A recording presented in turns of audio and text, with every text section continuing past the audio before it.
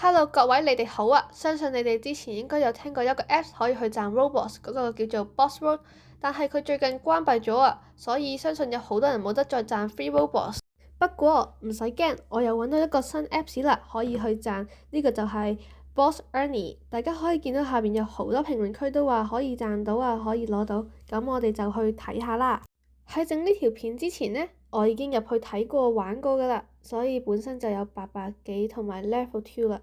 而家呢，我要去賺2000蚊去兌換嗰5個 Robux，我估大家應該冇興趣去睇㗎啦，所以我就跳咗個 part 啦。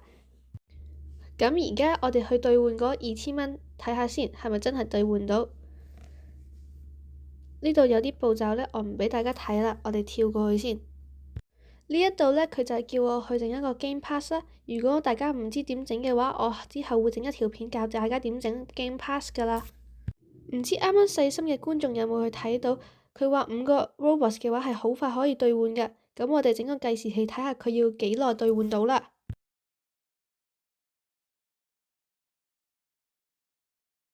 哇！真係好快啊，13秒就可以兌換到啦。我哋而家去 check 下係咪真係兌換到先。真係兌換到啊！大家見到係有6個 Robux，係啊，係6個啊！佢竟然送多咗一個 Robux，真係賺咗啦！如果大家都想繼續賺到 Robux 嘅話，就去下面評論區度撳嗰條 link 就 download 落嚟啦。